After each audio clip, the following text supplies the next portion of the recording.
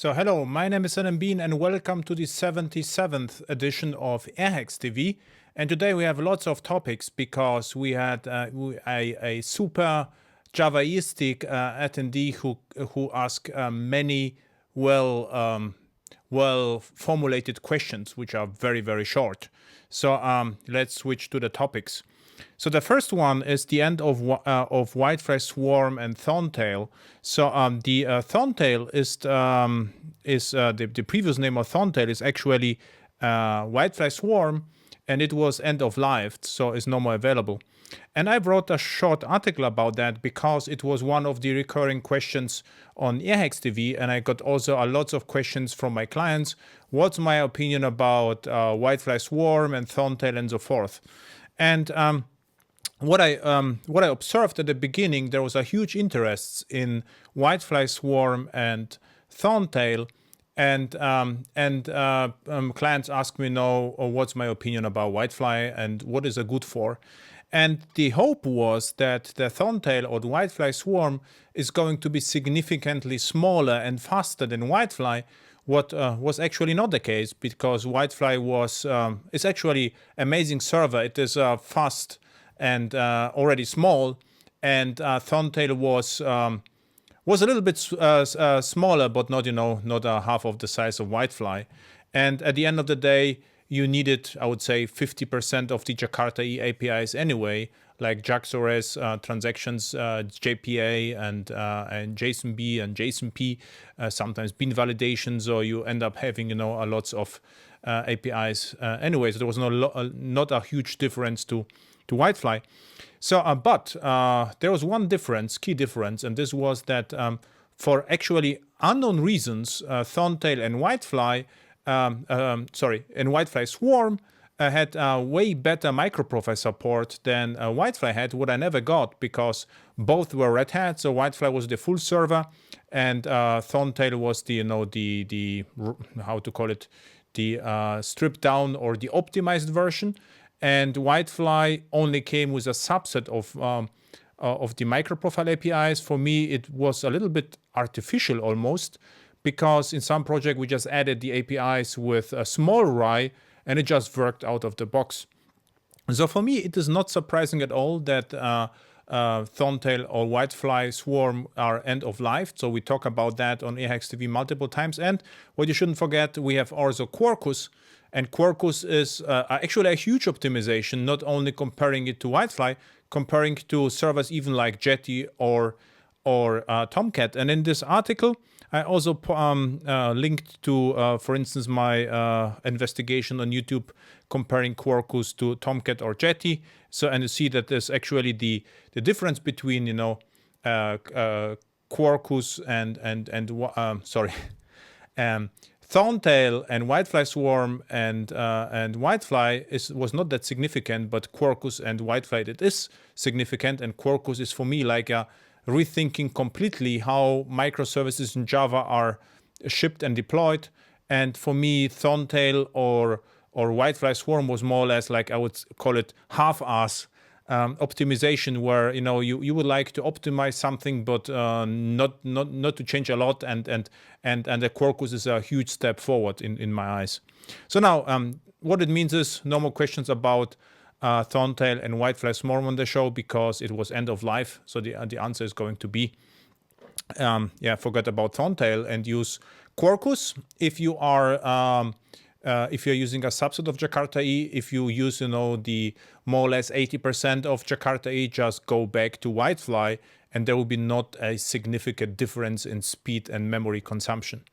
Okay, this was the first topic. And before I forget, welcome to all. Actually, significant community already. We have 129 ear hackers, members of the Airhacks community, and I'm also announcing the Airhacks TV on the meetup group, Airhacks meetup group. So welcome the 14 attendees from the meetup group. Okay, perfect. And by the way, please double check from time to time the URI, because sometimes I have to recreate a new live event where the URI changes. I already reported that to Vimeo. What I would like to have is a stable URI which is not always possible. So sometimes the URI may change. I will announce it here, and of course update the GitHub page as well. So okay, so we have that. Then the MicroProfile Training is available, and this is the 8 hours workshop. So I think, yeah, there are 7 hours and 37 minutes over how many? Almost 100 episodes. And there are already, I think, for almost 30 countries, the workshop was downloaded. So at the, I think in the first 2 weeks, I mistakenly relinked, I think two titles to the same video, which was immediately recognized by a friend of the show, Luis was his name. And so I fixed it immediately, but I still got from time to time tweets and emails that it is still the case. I think you will have to reload or re-download the 3 videos, but now it's fixed. It should be fixed already. So so this course is going well, and as always, you can find the entire code on GitHub. So you just search for MicroProfile Training on my GitHub account, and you will find all the commits from the workshop for absolutely for free. And this apps with MicroProfile, is this what I see are lots of requests from the eHacksTV community, and I got requests about, building like what I did in the front end, in the back end. So it's like mix of, Bootstrap, Jakarta Bootstrap, and a little bit of best practices. Having said that, also interesting, airhacks.live, the next workshop, and this is the very first time, architecting and designing Java microprofile in Jakarta applications. So this is exactly the same workshop I delivered at Airport Munich. I got lots of requests whether I will ever record an on-demand workshop about that, and I don't think so, because it is more, so you cannot just explain, architectures on paper. It is going to be too dry, so it lives with questions from the attendees, from the project. So this will be the very first time an online interactive session in September. So there are already sufficient registrations, so the show will take place. If you like, register, and you can register via Meetup and Eventbrite. So important thing, why I do the thing with Eventbrite, and so if you register, so there is an Airhacks Eventbrite and the Meetup show. So the reason being is I get lots of requests about payment possibilities with credit card or whatever, and in Eventbrite you can pay with whatever like, and I think in Meetup you can pay with PayPal, I believe. And if you are coming from outside Europe, you don't have the FAT ID. It is way better that you just order your tickets via this too, not directly from me, because we get some trouble with the FAT. So I will have to, I don't know what I will have to do is, but yeah, this is a little bit strange. And this is by the way, there's a different story whether I'm delivering the workshop online or from the airports Munich. So this is a huge difference regarding the taxes. So I'm already a tax consultant, so I can tell you this. So if you're not coming from Europe, just order the tickets from there. If you're from Europe, you can just use this thing, and I'm requesting the FAT ID, and this will work smoothly. So sorry for that, but this is laws which are not logical. Okay, cool. Then the next thing is announcement podcast. The last we had a podcast with Simon Martinelli about his this is like a famous consultant from Switzerland, and we talk a little bit about Vardin, a little bit about COBOL serverless even, and Jakarta, Java, and so forth. And what we also did, I actually interviewed Mark Fleury, and this is the guy who created JBoss, and this was actually a really nice conversation, even about aliens and ghosts, if you believe. And I completely, I would say my expectation about Mark Fleury was completely different. So in the end, it was a really fun conversation. So if you like, listen to this. This is about how JBoss happened, and yeah, and a little bit about special forces as well. So this was the announcement, and I think now we can start with the true content. Bukama asked me about something, and I think Bukama maybe he just would like, to see how I answer such questions, because you say an abstract generic DAO, which is already in my eyes a little bit suspicious, class which provides general methods like find and so forth, and get entity manager injected. So of course, if you have abstract DAOs, you will need entity manager. Otherwise, there will be no access. And the entity manager is produced with producers. So what it means is, it seems like Bukama has a class with injected entity manager with persistence context, which is immediately exposed with producers, and then injected with just add inject to the generic DAO, which is then inherited probably by another class. So what I would think, so we have to perform the code review, what usually happens in such projects is the entity manager is injected into private field and exposed as a public or package private getter in order that the subclass has access to the instance. So this is what I sometimes see in projects. So of course, from my perspective, it's a defect.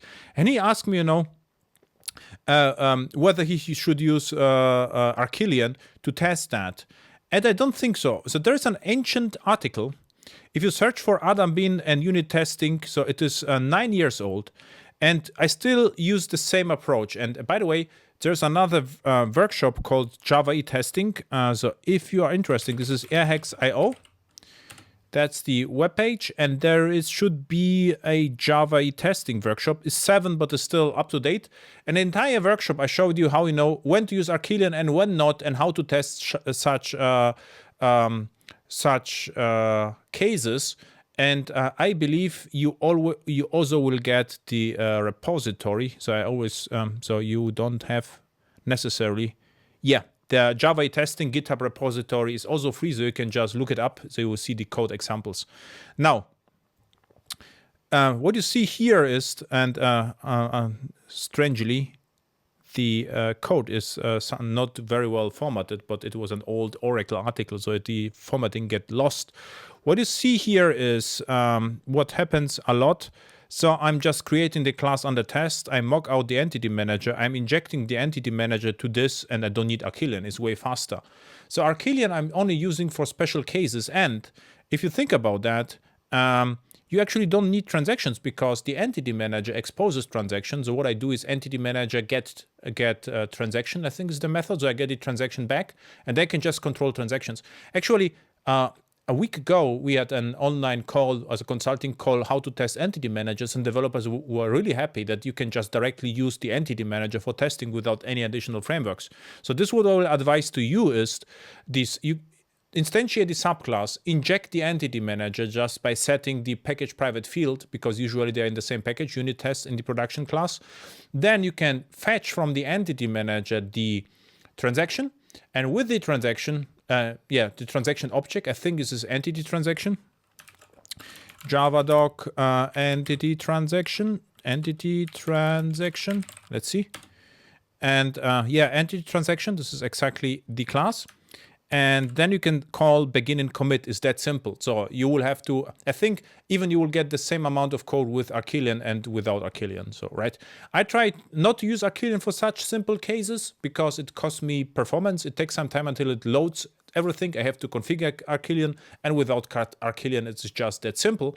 And I have more control about transactions. And test containers, complete different story. You can still use test containers to start or end the database. If you're interested in test containers, check out our, let's see which one, Airhacks FM episode with Kevin. And this is the other Kevin, Vitek.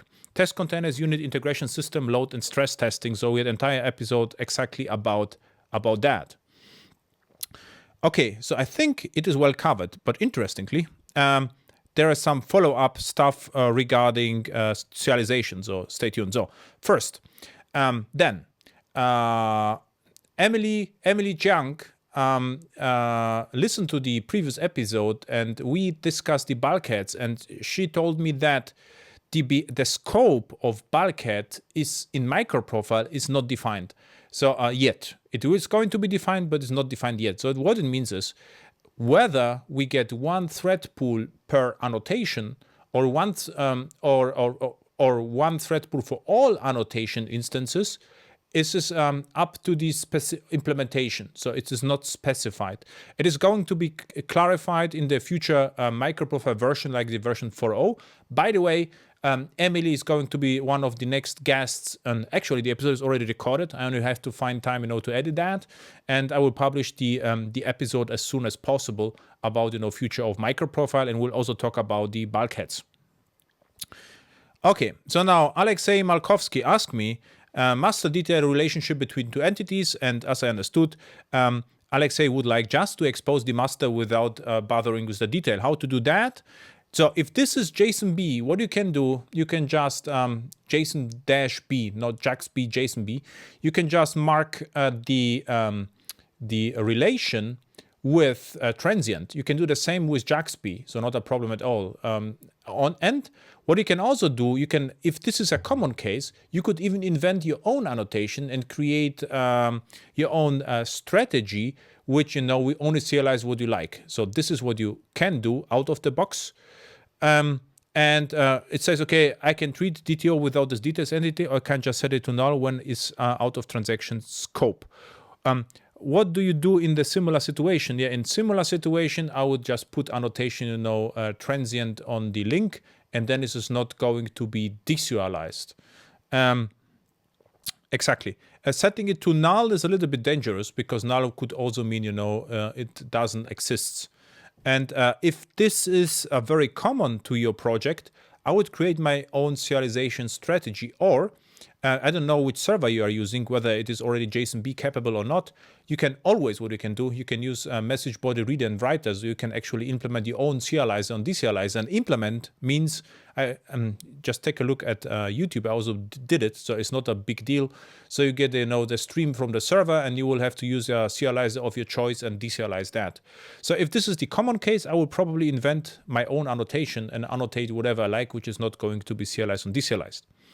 So Bukama answered the question and say, always use DTOs, never expose your entities. But even in DTO case, this question just remains. If I have DTO with master and detail, so what should happen? If I just would like, to transfer the master and sometimes the detail, I still need a way, to conditionally serialize and deserialize the object hierarchy. So, and I have to say, I'm not with Bukama in this case. Why? I don't like always. So I would say he couldn't say, okay, it is in most cases reasonable to use DTOs, but always there's no always. Too dogmatic in software engineering, and I have to admit, in the recent years I try to avoid DTOs because they cause repetition. So my opinion is you should only introduce DTOs in case they are significantly different to the entities. If you start with entities, probably this is exactly what you would like to expose to the outside world. So then, DTOs are pointless. And I don't know whether this is still around, J2E pattern DTO. If you search for that, you will find an old page, hopefully. This is this one, Core J2E Patterns book, ancient one, and just, read through the forces, which problem do the DTOs solve and how they look like, and you will see, that actually they are pointless in our environment right now. Okay, so we had that. Yeah, and she said, okay, but actual entities in the detached state of DTO, exactly. So Alexei, you are right. So if you see it this way, the entities are detached entities. Back then, entities were not serializable. So if you will search, you see, so all access to an enterprise bin is performed via remote interfaces, and then you should read, I don't know how old this pattern is, but in one point of time they had a sentence like, entity bins are not serializable, so they need something which is serializable, and this was the point of DTOs. Now, what we can do, we can detach the entities very easily, or they're actually automatically detached. And what is the DTO? The DTO of an entity is this JAX-B representation, which is JSON. What you can also do, if you need some tweaking, what we did before JSONB, we use JSONP in a method. Let's see whether I will find that. It is Adam bin JSONP DTOs. Let's see. Yes, hopefully. this is what we did, and actually still do in some projects. So I have a method JSON object to JSON, which is called in the JSONB layer, and this should be really old. Well, let's see. No, 3 years.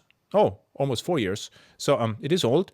So, and this looks like this. We have JSON array all, and what I can do, I can say map workshop to JSON. I get a list of the workshops here.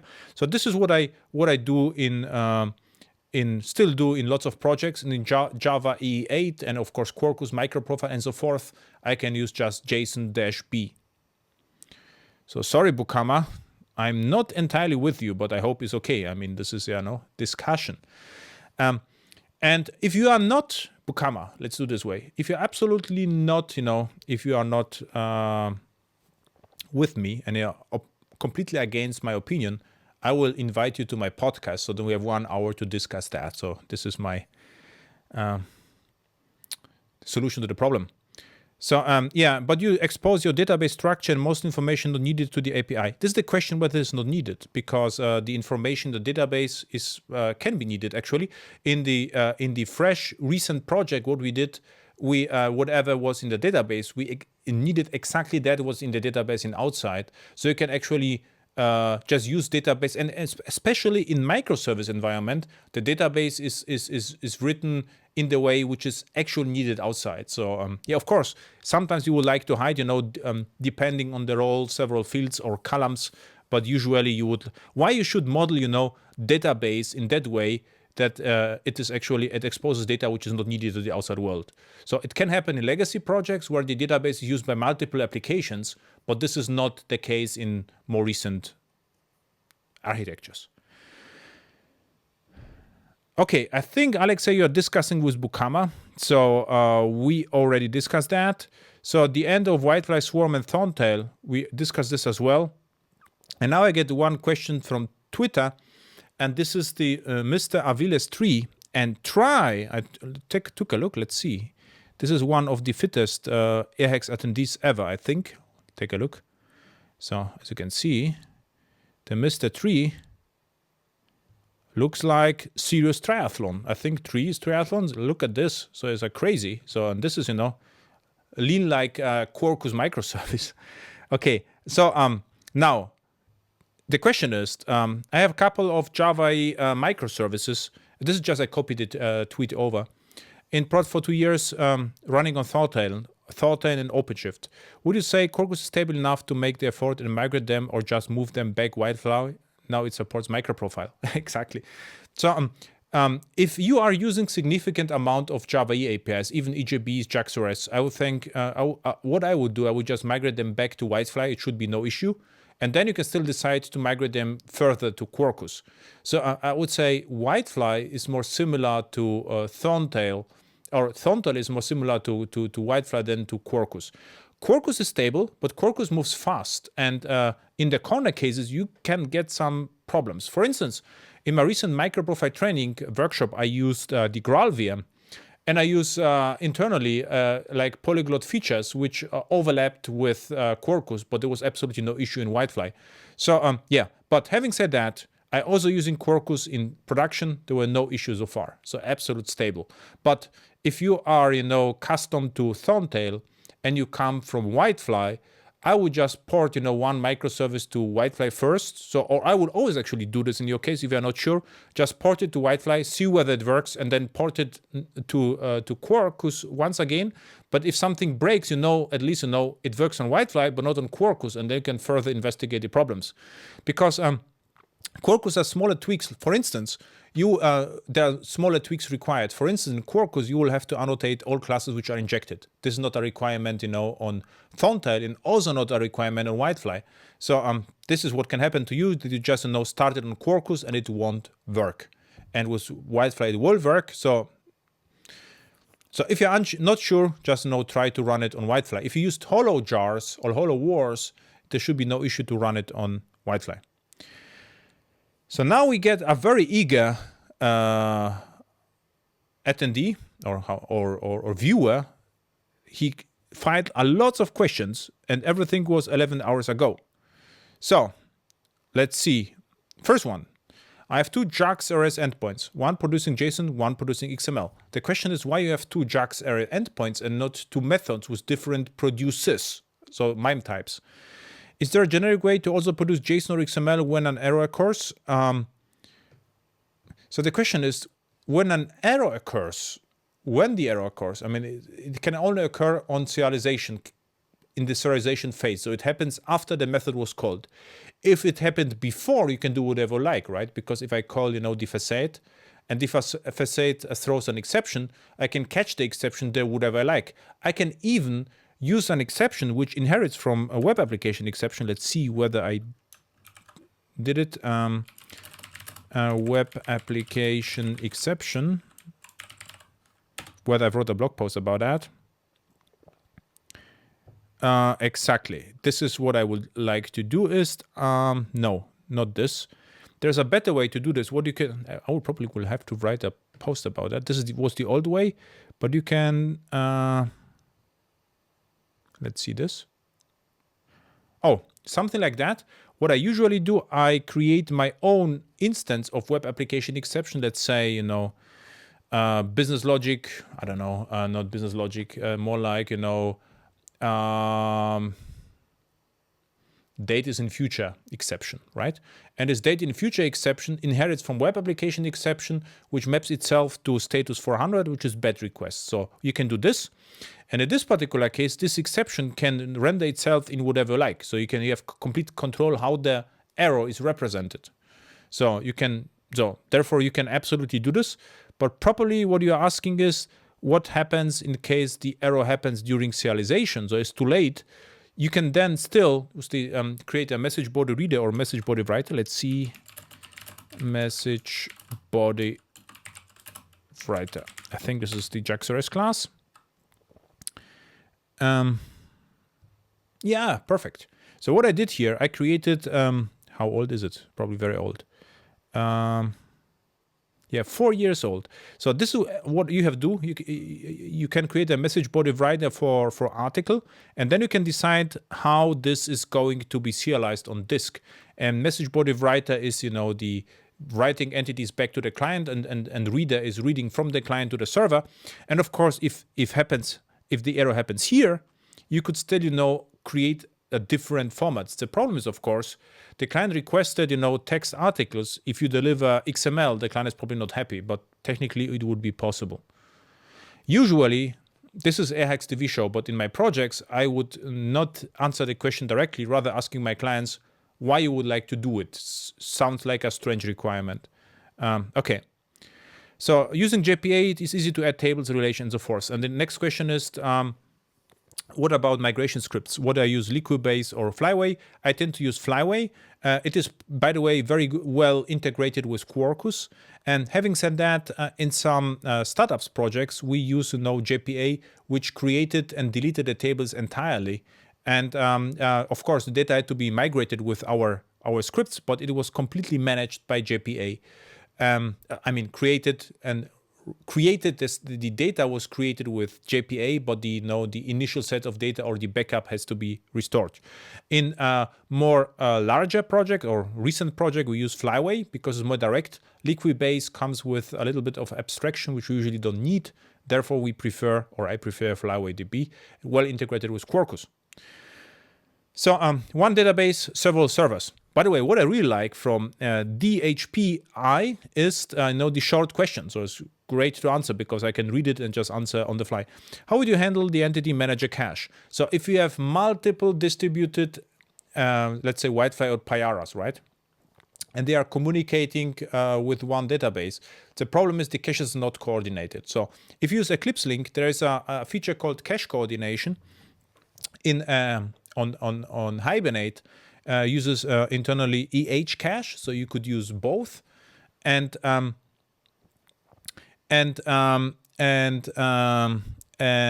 question is how the caches are synchronized, and the answer not synchronized at all. You shouldn't be synchronized at all. Why? Because what we cannot achieve is we can either scale or be consistent. The problem with distributed caches is we would have to lock the entire cluster, distribute the data, and then reset the lock. or we will have to replicate, asynchronously. If we replicate asynchronously, of course, it cannot be consistent. So therefore, what we do in production is either deactivate the cache entirely, if you would like to cache. I would like to use, optimistic locks with, of course, optimistic lock exceptions, and cache invalidation, not cache replication. It means I would use, for instance, InfiniSpan or cache coordination and Eclipse link to invalidate the caches by sending the ID, and the other application servers will just drop the entity from the cache. Okay, can I enable SQL logging in Payara? It is or other servers without requiring to put the logging properties in the persistent XML? Yes. Take a look at the documentation. What you can do is you can inject the entity manager factory, and with the entity manager factory you can pass additional properties which can, for instance, be injected by MicroProfile config, so you can configure on Kubernetes or whatever you like the MicroProfile configuration which is injected and then used when the entity manager is created. So you will have to inject not the entity manager rather than the entity manager factory, and then I think the first parameter, let's see, javadoc entity manager factory. Hopefully I have this right in the memory. And then there was create entity manager, and the second parameter is the map, and these are the properties. So here you can pass the key value pairs, and you can pass the logging or whatever you like. Okay. So sometimes when a big application is deployed, you cannot redeploy and need to restart Payara. Sometimes it happens, I forgot the error, and it's not bigger, you get, I forgot the error. There's one specific error. What can be the reasons for this? Is there an easy way to find out what causes it? I only use the redeployment or hot deployment in development, so I don't care a lot, and then I would just kill the server and restart it. I would never use hot deployment in production. Why? Because it is unsafe with Java. So what you will have to do is to reliably unload all the classes and reload the classes, which is in Java really hardly possible, because what should happen behind the scenes is whatever was loaded by class loader has to be unloaded, and new class loader with the entire application has to be brought up. So this is what Quarkus does behind the scenes. They just they drop the entire application, or at least what they did, and they restart the entire server because it is so quick you won't notice that. So this would work only in case there are no class loading leaks and no singletons, and this is a little bit problematic. So I also got errors. I don't rely on hot deployment on application servers. I just don't believe in it. And by the way, the hot deployment in Payara in production is disabled. So this will only work if you are using not the production domain. Next question. Which do you prefer, transactional or transaction management? So if you're asking transaction management bean, then transactional is not the right counterpart. The right counterpart is transaction attribute. What I prefer, transaction attribute or transaction management bean? Always the declarative transactions. So this is the way to go. Even large systems, we never, or I cannot remember by myself to rely on manual transaction control. We were in task forces where it was necessary afterwards, but if you start with a greenfield projects, what we always do, there's like a boundary between the presentation and the backend, and the boundary is the place where the transactions are always started, and all injected class just reusing the transactions. And bean managed, transaction management type bean already implies that you would like to inject the user transaction and control transactions by your own, which is a bad idea. Okay, the next one. I use JAX storage JC where my DTOs are automatically deserialized. Deserialized is the way from the client to the server, I guess. Is there a generic way to configure JAX storage to allow unknown fields? JSONB is configurable.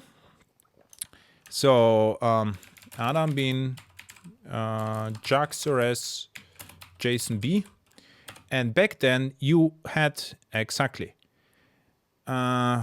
So this is what you can do right now. You can specify a provider with JSON configurator and then have JSONB with your own treatment. Whatever should happen, it will happen here. And yeah, that's actually the idea behind a JSONB configuration per application path. So this is the answer. So you can also I have somewhere other blog posts which let's see, JAX-RS JSONB naming strategy, which explains how to change the naming strategy, not G's. And this is strategy. Oh.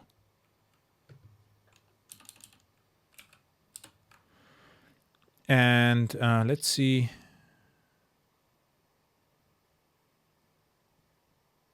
I cannot find custom binding with. Oh, JAX-RS. I forgot Adam Bean. That's the reason. So, and what happened here? I create my own private visibility strategy here, and I use the strategy still with provider. But you can also use it without the provider. Then you will have to manually create JSONB and serialize the object with 2 strings. So there is somewhere is a blog about that as well. So you can absolutely do it. So and you can have JSONB comes up with lots of configurations, so you can absolutely do this. Okay. Can I specify the field naming strategy in a generic way for XML and JSON? No, because XML is JAX-B, is almost deprecated in the recent Java versions. And JSON, what you could do, you can experiment with third-party provider like Jackson or something like that, or what the old servers could do. So if you just use the old JAX-B serialization, JAX-B serializes actually. Yeah, JAX-B serializes in XML and JSON. This is what I showed a lot of time here on this show. That depending on the MIME type, you get JSON or XML. So it really depends what you request. So when JPA manages the transaction, what happens if Payara, the max JDBC connection count is reached? What it means is, if all the JDBC connections are taken, and then you start a new transaction, the Payara will block, because it is impossible to get a new connection, and you will probably get 5 or 3 regardless what happens with the transaction management. Because think about that, if you have 20 parallel requests, you have 20 in-flight transactions which consume 20 connections from the pool. If the pool is empty and the 21st request comes in, it will block and wait until something frees up. So you won't get a connection without, or the transaction is going to be started, but it cannot commit the connection. The timeout will happen. This also depends whether you are working with optimistic locks or pessimistic locks. With pessimistic locks, can happen that it will try to get the connection earlier. With optimistic locks, could also happen it is going to fetch the connection later. It could also depend on caches, because if you go to the entity manager side, find by ID, and it's already in the cache, it won't use connection at all. But if you try to write it back, then you get the problem. So how can I monitor the number of beans in the EJB pool in Payara? So if you search for Adam Bean Lightfish, you will find an old project from me, which is still very popular. Let's go straight to GitHub. Exactly. And I monitored almost everything with that. And it is still somehow popular. And now I don't monitor and don't use it a lot anymore, because there is a MicroProfile matrix. But take a look at that, and you will find that I'm not only monitoring EJB pools, data sources, whatever is possible is monitored here. But most of the things are already available in matrix, where the matrix path was MicroProfile matrix. So take a look on this. And there are several videos about that. And I also monitored EJB pool. So, okay. And the next one, when using, wait a second, the last one from Mr. HPI is it possible to have an executor with multiple threads where a thread acts as an execution pipe for a session? It is possible. What you should look at is another project from me. It's called Porcupine. Porcupine is something like a configurable executor service. Is already used in production. It is what you can do, just take a look at the video. It just injects a custom thread pool. You can configure the behavior of the thread pool, and you can absolutely decide, how many thread pools you would like to have on the fly. So this is the solution to your problem. It is not possible with MicroProfile yet. So this would be one of the view cases where I would advise to use my project, which is of course a risk, because if you search for where is it? Where are the contributors? You will find that I am the... This is actually not true. There will be multiple contributors. Releases. Where are the contributors? They changed the look and feel.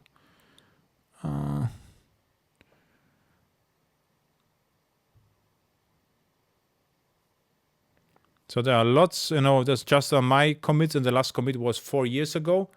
And before that, I got some outside contributions, I think, even older, from Canada, actually, as far as I remember. Or it was it was not on GitHub, rather than on, this was HG, Mercurial repository still.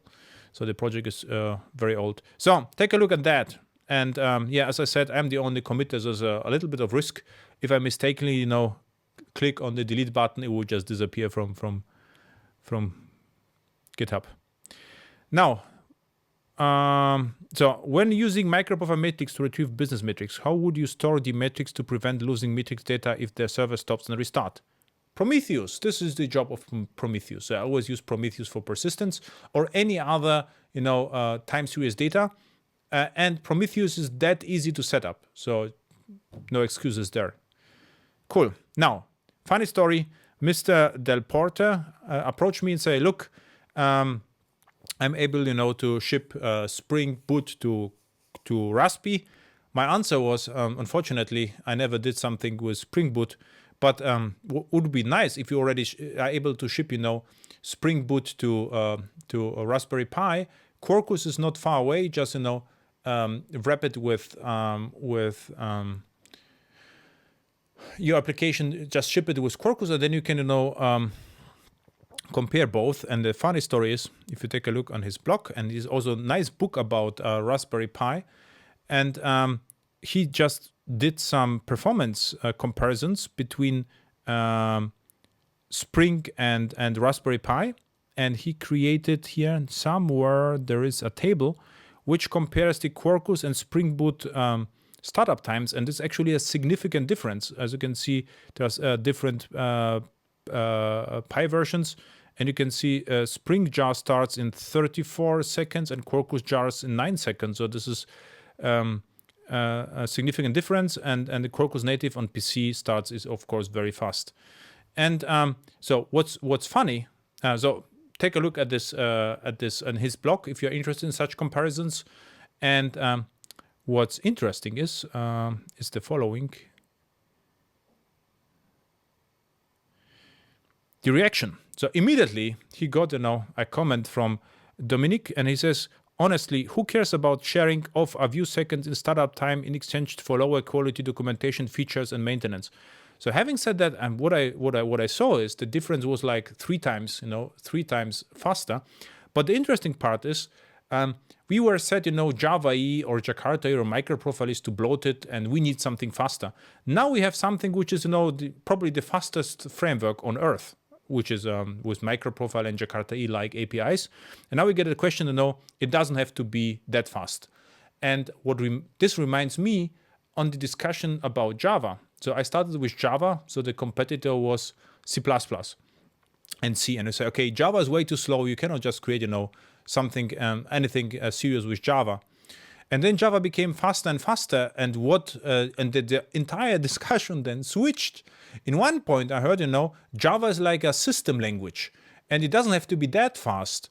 It is good enough now if you have like, for instance, you could use Groovy, Scala, or whatever. It doesn't have to be that fast. It is nicer language, and the performance doesn't matter. So I'm actually also if you are happy with the framework, the minor differences shouldn't matter, and measure first and then decide what you would like to use. What the main difference, in my opinion, is that Quarkus is very well documented, and the documentation is even built into Visual Studio Code. So none of my clients and developers had any trouble to find whatever they wanted to look for, and Quarkus is the popularity is growing like crazy. So yeah. Okay, cool. And what Mr. Del Porte says.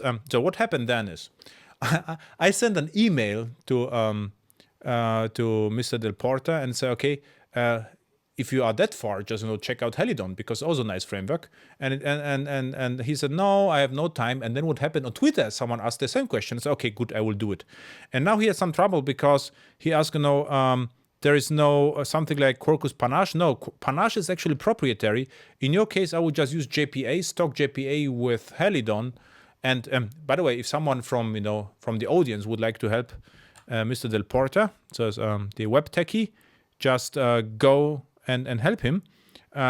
It's an actually fun project. So we could compare, a Spring Boot to Quarkus and to Helidon.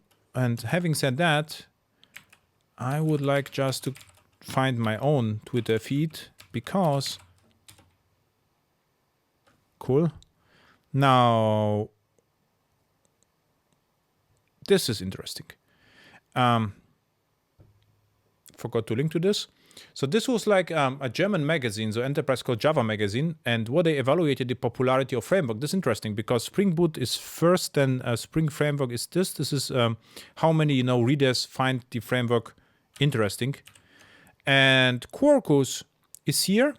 So you see, it is, but this is in 1 year. They find out this interesting. Jakarta is here. And Eclipse MicroProfile is here, and Vertex is here. So the interesting part, if you're using Quarkus in my project, I use Quarkus with Jakarta E and MicroProfile, and Quarkus runs on Vertex. So actually, you cannot just use Quarkus. Usually, I never saw a project Quarkus without a MicroProfile. Or Quarkus, and MicroProfile in Jakarta E share some common core libraries. And for instance, Quarkus comes with bin validation, which is available in Jakarta E and not MicroProfile. And Quarkus supports servlets, which are available in Jakarta E, but not MicroProfile. So I would say in any larger project, you will probably use Quarkus with parts of Jakarta E and MicroProfile. And therefore, if you combine all three, it would be one of the most popular frameworks ever. And which is remarkable, in 1.5 years, Quarkus is already on third place. So it is very popular framework, at least in Europe. So Europe means Java magazine mainly covers Switzerland, Austria, and Germany, I would claim. Okay, cool. So thank you for watching. And see you up. Let's see what Twitter does here. Matthias. Matthias is the guy with the Bukama, I think. Yeah, this is the Bukama. And I don't disagree with your opinions about entities, DTOs in general, but thanks for inviting me to your podcast to discuss that. Hey, Matthias, there will be going to be a fight, and they will fight, and you will regret it, to discuss with me the DTOs, because in most of my Jakarta E code reviews, I see that developers spend most of their time just mapping, irrelevant stuff. So it could be interesting. And if you like, just ping me. So we do a podcast. But now my podcast, queue is full, more than full. So, but we can really do it. And so my opinion about the DTOs and DAOs is the following. So Entity Manager already is good enough to be used directly. And if you use a DAO, you have to provide significant amount of added value. I would be against a DAO if you just, rephrases the already existing entity manager methods like find, save, and so forth. So this would be against. And what else? And DTO is the same. So if every entity looks exactly the same as a DTO, forget it. It's just like, it's not right. Don't repeat yourself. So, but thank you for your interactive response. And Brett O'Neill, so friend of the show, says hello. He's from Utah or California right now, and he attended the recent EHEX Live episode. So thank you for listening to EHEX TV. So thank you, and see you almost in autumn. So I would say the summer is almost over, and yeah, thank you a lot, and bye.